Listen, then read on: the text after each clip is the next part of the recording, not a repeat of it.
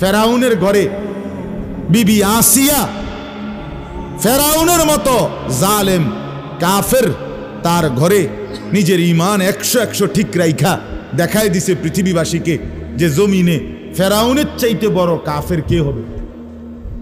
আমি তার ঘরে থাইকে ঈমানদার থাকছি, আমি স্ত্রী আসিয়া, আমি জান্নাতি। অতএব পৃথিবীর সবচেয়ে বড় জালেমের ঘরে থাকলেও, পাপীর ঘরে থাকলেও তোমাকে আখিরাত বরবাদ করতে পারবা না। আল্লাহ আমাদের মা বোনদেরকে বুঝার তৌফিক দান করে, আপনাদেরকেও বুঝার তৌফিক দান। নিজের স্ত্রী নিজের কন্যাকে বাজারের পণ্য বানাবেন না। আত্মমর্যাদা বহুত বড় সম্পদ, গায়রত। আপনার স্ত্রী বেপর্দা বাজারে বাজারে ঘুরে রাস্তার পুরুষ রাক্ষসের মতো তাকাইয়া দেখে, আপনার আত্মসম্মানে লাগে না, আপনি বেগায়রত, আপনি পুরুষ নামের কলঙ্ক। আপনার মেয়ে বেপর্দা হাঁটে, ৮-৬ কাপড় পরে, টাইট কাপড় পরে, জামা পরে, রঙ্গিলা পাউডার সিয়া সাজ্জা রাস্তার বখাটে দুই পাশে কুত্তার মতো দুই পাশে গুরগুর গুরগুর কইরা পিছনে পিছনে ঘুরে। আমনে বাপ হইয়া জানেন, মেয়ে মা হইয়া দেখছেন, আমনের গায়ে লাগে না, কলিজায় লাগে না, আপনি বেগায়রত, আত্মমর্যাদাহীন পুরুষ আপনি। আমি সেদিন নিজে দেখছি, আমার কলিজা ছিঁড়ে গেছে। আমি নিজে দেখছি, ওই দেবিদ্দার রাস্তা দিয়ে আসতেছি, বাজারের মধ্যে জ্যাম।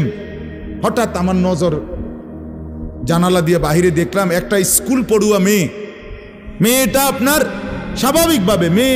স্বাভাবিকভাবে জড়সড় হয়েই হাইটা যাইতেছে সামনে দিয়া। ঠিক মেয়েটার এক হাত পিছনে একটা ছেলে আপনার এই বড় মোবাইল দিয়া, মেয়েটা হাঁটতেছে মেয়ের মতো, এই জানোয়ারে পিছন থেকে ভিডিও করতে করতে মেয়ের যাইতেছে পিছন। আমার মন চাইছে জানালা খুলে বলি, বোন তোর পিছনে কুত্তা লাগছে,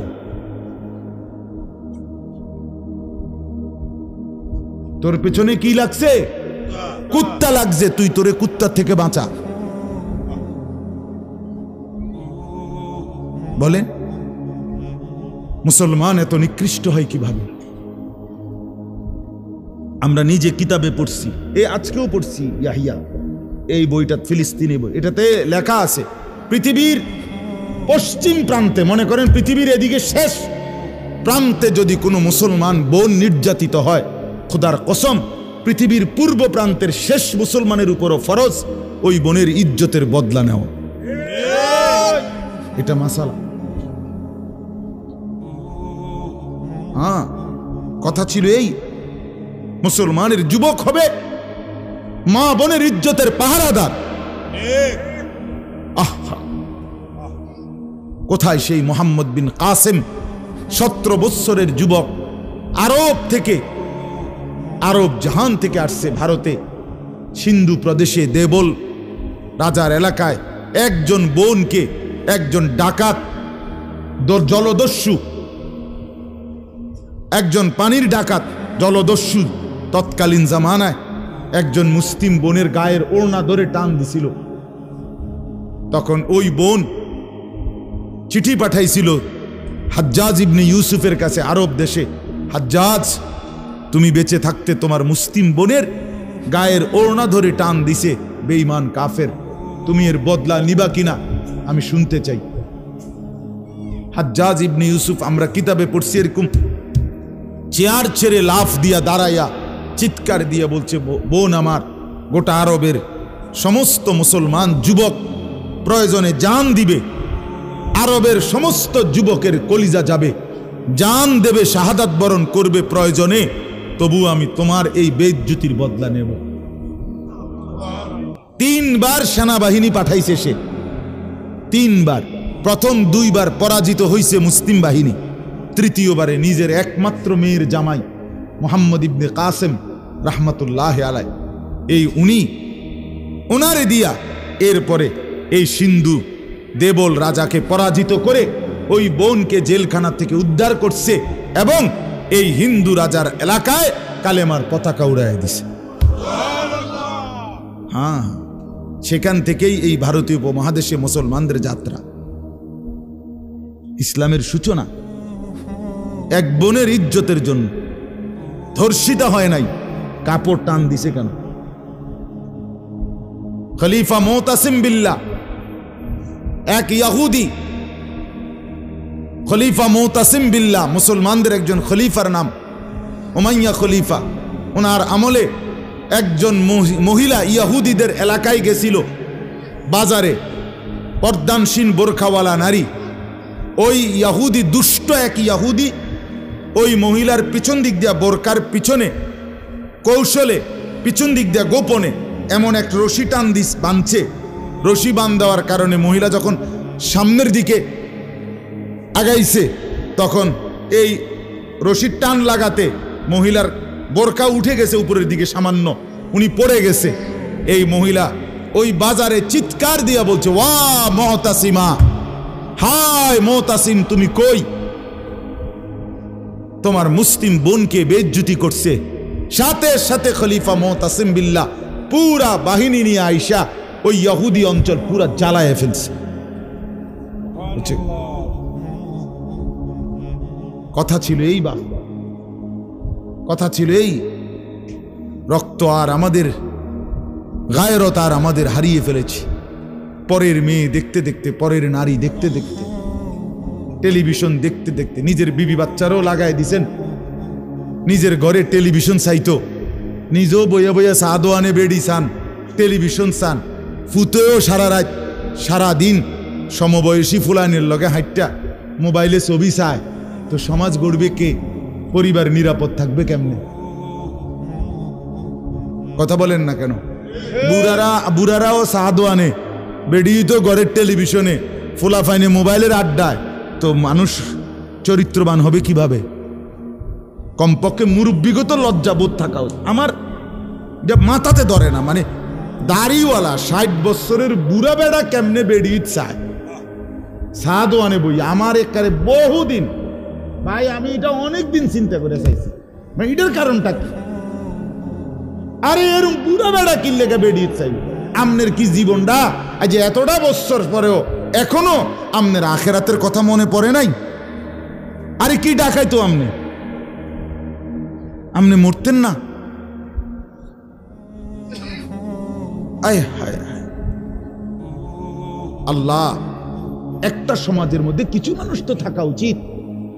আরে বলেন না, 2, 4, 10, 50 জন মানুষ তো একটা সমাজে থাকা উচিত, যারা সবাইকে চরিত্রের কথা, আখলাকের কথা, নামাজের কথা, আল্লাহর কথা, পরকালের কথা বলবে। এটা কি উচিত না?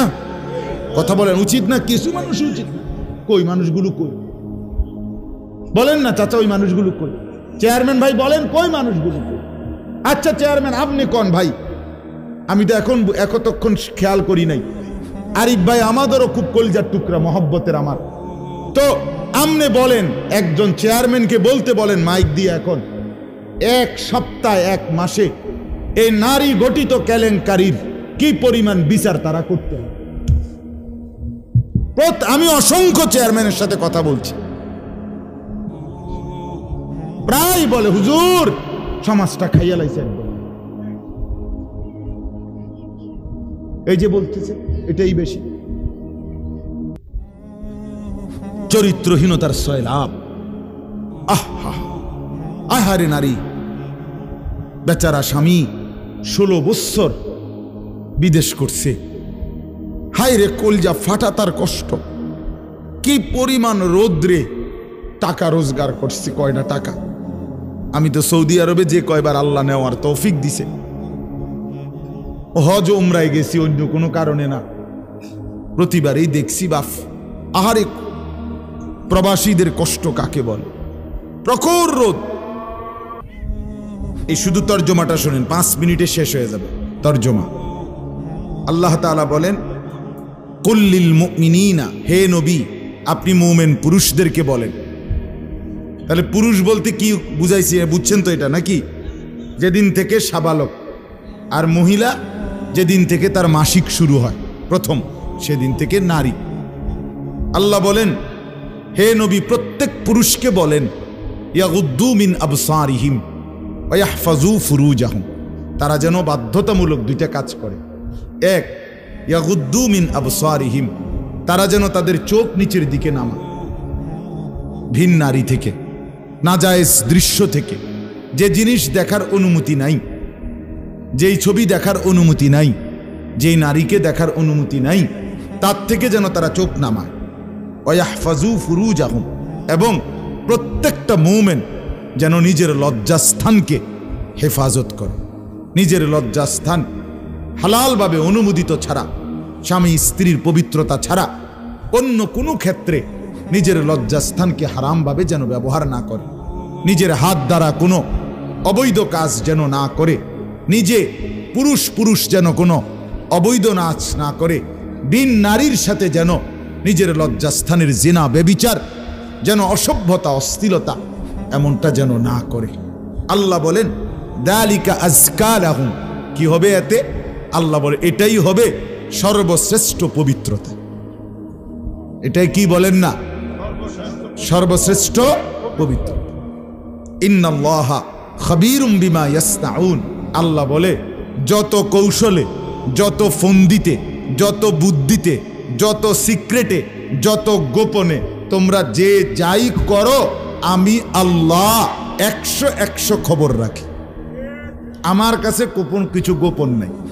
অন্তরের হালাত, বাহিরের হালাত, কক্সবাজারের দৃশ্য আর বাড়ির দৃশ্য, রাত গভীরের দৃশ্য, দিনের আলোর দৃশ্য, গোপন জায়গায়, হোটেলে, রেস্তোরাঁয়, অথবা পার্কে, বিনোদন কেন্দ্রে, অথবা মোটরসাইকেলে আরেক বেটার মেয়ে আরেক দিকে নিলাগা, যাই নাও, যেখানেই নাও, যত গোপন জায়গায়, মা দেখে নাই, বাবা দেখে নাই, গ্রামবাসী শুনে নাই, কেউ জানে নাই, কিন্তু আল্লাহ বলে বান্দা আমার খবর আছে, আমার থেকে আড়াল করতে পারবে না। অতএব চোখের হেফাজত, চোখের হেফাজত।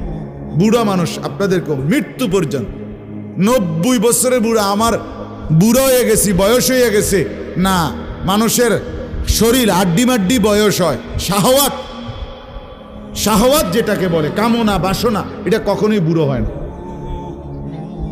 বুড়ো হয় না। হ্যাঁ হ্যাঁ, সোজা কথা, আমি খোলামেলা বললাম, শাহওয়াত কি হয় না?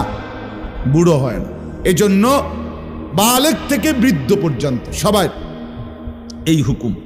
2 নাম্বার আল্লাহ বলেন 31 নম্বর আয়াত, অকুল্লিল মুমিনাতি ইয়াগদুদনা মিন আবসারিহিন্না ওয়া ইয়াহফাজনা ফুরুজাহুন্না। হে নবী, আলাদাভাবে আপনি মুমিন মহিলাদেরকেও বলেন, নারীদেরকেও বলেন, তারাও যেন এই 2টা কাজ করে। কি?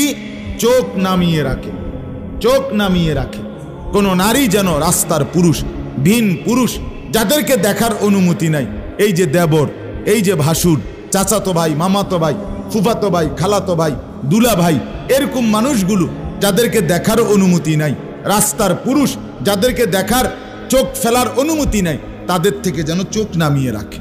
ওয়া ইয়াহফাজনা ফুরুজাহুন্না, আল্লাহ বলে প্রত্যেক নারীকে বলেন, হে নবী, তারাও যেন তাদের লজ্জাস্থানের হেফাজত করে।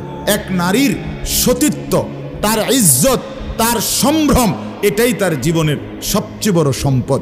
যে নারী সতীত্ব হারা, যে মেয়ে ইজ্জত হারা, তার জীবনে আর 2 পয়সার কোনো মূল্য নাই। জন্তু জানোয়ারের কোনো মূল্য থাকতে পারে, কিন্তু এই বেহায়া, বেশরম, লজ্জা হারা, ইজ্জত হারা, যেটা যদি কেউ ধর্ষিতা হয় নাই, কিন্তু পর পুরুষের সাথে অবৈধ সম্পর্ক করে, হারাম প্রেম করে, ভিন পুরুষের সাথে নিজের ইজ্জত নষ্ট করেছে, নিজের চরিত্র নষ্ট করেছে, খোদার কসম তার 2 পয়সার কোনো মূল্য এই সমাজে, দুনিয়াতে, আখেরাতে কোথাও নাই। সে ঘৃণিত, সে লাঞ্ছিতা নারী, এটার আর কোনো মূল্য নাই।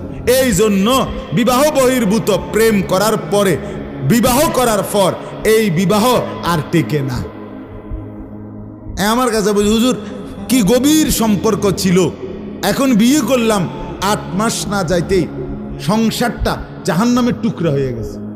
আমি বললাম মূল কারণ হইল, বিয়ার আগে আমনও হেবুডির কোনো দোষ ধরেন নাই, হেবুডিও আমনের কোনো দোষ ধরেন নাই, শুধুই কেবল ভালোই বাসছেন, কিচ্ছু আর কোনো ত্রুটি দেখেন নাই। তুমি না খুব ভালো, ও না এত ভালো, এডি তো ছিল আগে, যে সময় আপনি বালা বালা খাওয়াইছেন চটপুটি নুডলস তারপরে বিভিন্ন বার্গার, এই সময় তো আরামে কথা কইছে। এখন যখন বিবাহ হয়ে গেছে, সংসার শুরু হয়েছে, এখন নুনের মধ্যেও দোষ, চিনির মধ্যেও দোষ। নুনও আগের মতো কড়া লাগে না, চিনিও আগের মতো মিঠা লাগে না। কথা বুঝেন নাই? এখন ভালোবাসা ঠুস। ভালোবাসা কি? এজন্য আল্লাহ বলেন, নারীকে বলেন নজর নামাইতে এবং নিজের লজ্জাস্থান হেফাজত করতে, বাকিটা অন্য কোনো দিন। আল্লাহ তাআলা আমাদের প্রত্যেক পুরুষ নারী, যুবক যুবতী, জওয়ান বুড়ো প্রত্যেককে নিজের চরিত্রের সৌন্দর্যের জন্য চোখ দৃষ্টি নামানো এবং লজ্জাস্থান হেফাজত রাখবার তৌফিক দান করেন। আল্লাহ তাআলা কবুল করেন।